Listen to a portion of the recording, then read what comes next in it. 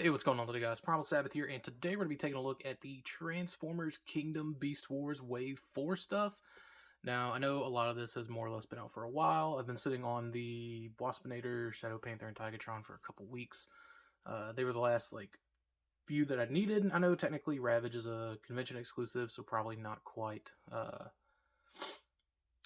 Wave 4, but I mean, I don't know. It all came out around the same time, and Grimlock and Skywarp have been out for a lot longer than that. So, uh, but I don't know. They were originally slated for Wave 4, so here they are with Wave 4. Now, more or less, the only actual new stuff that we're getting is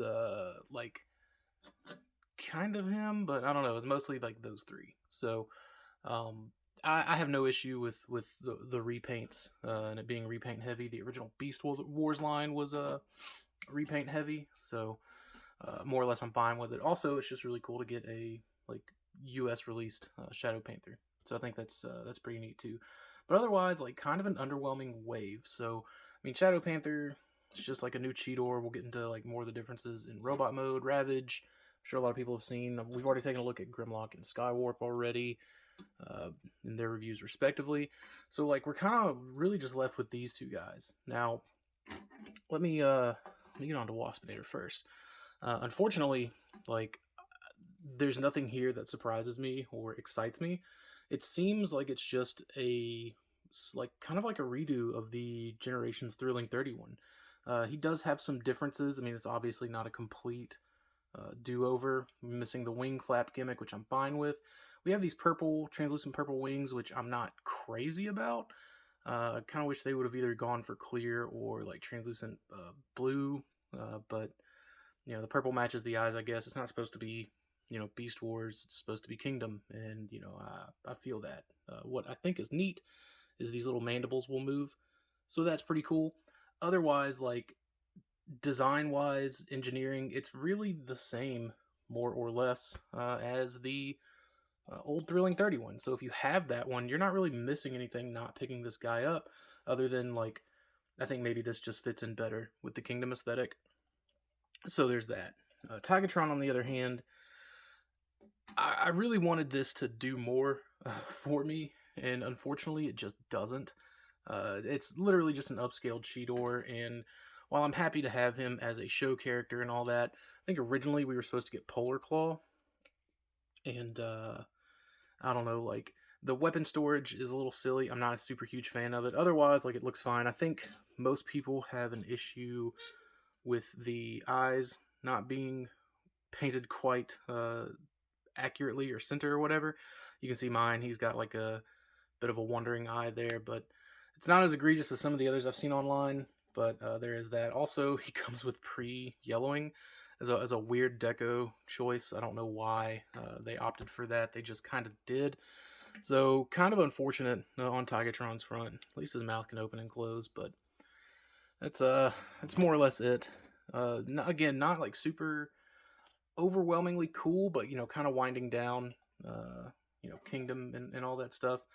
It's not terrible either. So what can you do?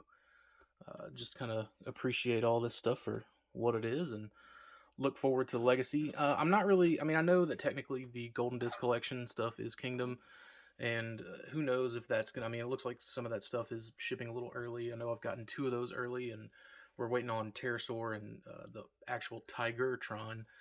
But I don't know. I think I'm going to loop those in with Legacy Beast Wars reviews, because it seems like we are going to be getting some more Beast Wars stuff out of Legacy. So yeah, this is pretty much the group shot of your final wave of Kingdom Beast Wars stuff. So let's get these guys into robot mode, and we'll continue on from there. Alright, so here's your Kingdom Wave 4 bots all in their robot mode, and cool, I guess. Now, I mean, again, obviously, we've kind of already taken a look at these two. I just kind of wanted them in there for the sake of having them in the group shot. So, find a place to set those off to the side. Alright, and then here's Shadow Panther. So, real quick, we get the Mutant Mask Head, which is pretty cool. We're also getting that same Mutant Mask Head on Tigatron, which I think is neat. he got a much better robot deco job than Cheetor did, with the silver on the arms, but he doesn't have like spots or anything like that to paint. So I think it made a lot of sense for them to kind of give him a little extra love in robot mode. So Shadow Panther's pretty neat. It's, you know, I don't think it's a go to or anything like that. Now Ravage, on the other hand, for being a show exclusive in North America, and I think it was just a like a the Hasbro store exclusive in Asia, or in China. I believe it was their Taobao or something along those lines. Anyways, like there's a bunch of these out there, so I don't think there's really any fear of missing out. But it is really cool. It's just a shame that you have to get a G1 repaint to get this guy, and but it's awesome, especially for people who have like a gap in their vintage Beast Wars collection for Beast Wars Ravage. You know, I think this is probably a pretty solid move to make. Came out wonderful. The guns look great. Everything just looks great on him. Not perfectly show accurate. My only gripe is that the feet weren't black, and like maybe they could have kind of remolded them to look like the little paws. Even though these ended up on his knees here in the show, he clearly had like the claw feet. I wish they just could have done something like that's my only genuine gripe about this guy. I think, is it perfect? No, but neither is the Trans Art one or the original for that matter, but all three of them are pretty cool.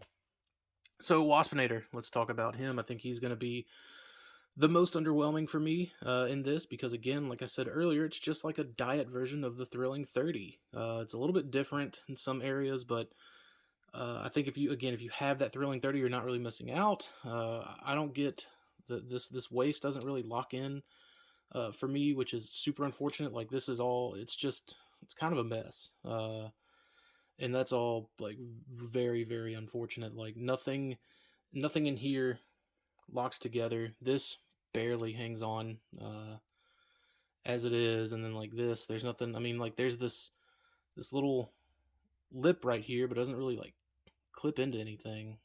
It's just too big to go anywhere, and I don't know. It's mighty unfortunate. These like wasp head halves don't like to stay open. It's just a downgrade in my opinion. Does he look good? Yeah, I guess, but it's not one that I'd want to mess with too much. And the weapon, like the weapon's a downgrade. Like that just looks silly. Personally, like I just leave it plugged in because there's no point in him having that.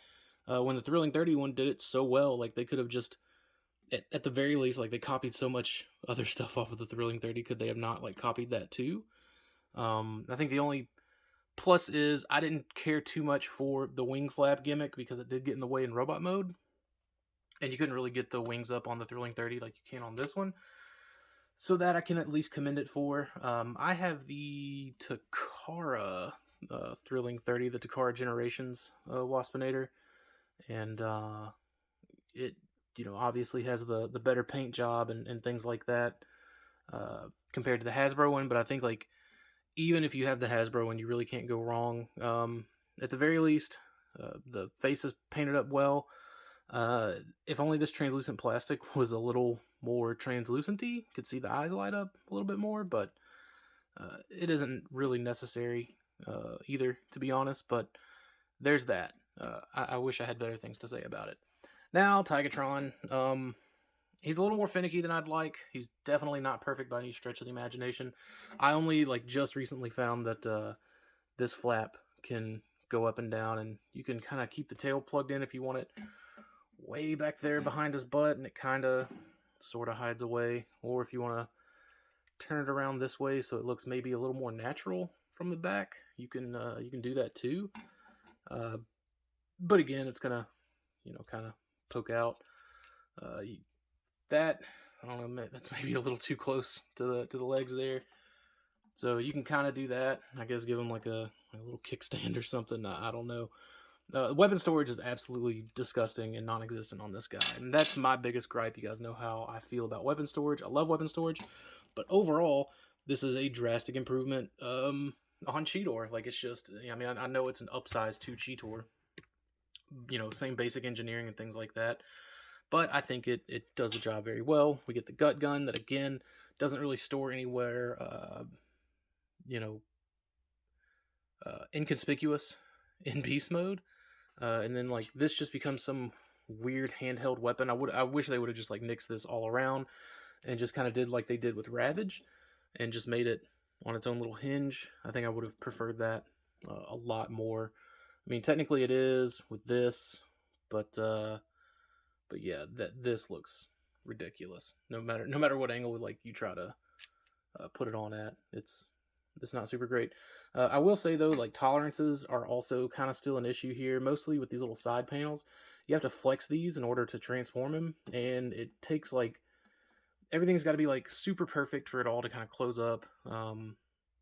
If that bothers you, then you're gonna have like an issue or two with Tigatron. It doesn't necessarily bother me too bad, but whenever it's like, within 0.001 millimeters of clearance, and like these are the pieces that like whenever you get to transforming him, like with Cheetor, you can see like how these rub up against each other. Now this has to kind of flex around that, which again, let me just get this out of the way if I can. There we go. So like this has to kind of get around that, no matter how you cut it, really. So I don't like that you have to flex these pieces in order to get them to work. It's a bad design flaw. That said, I don't think you're going to see the same issues that you saw with Cheetor and even with Shadow Panther on all of the breakages, which Shadow Panther still suffers from the same breakages on Cheetor, on this little hinge that was in there. Let me see. Let me open that up. Let's try to get it in some light first. And zoom it in. So that little hinge in there, you can already see like mine is a little, well, maybe not too super stressed, but it's something to look out for. And then also that little clip in there, I think mine broke off on this one already. What I do think is cool on Shadow Panther is that they gave him all black hardware instead of chrome hardware, and I think Waspinator has black hardware as well. So I don't know. That's a little neat, I think.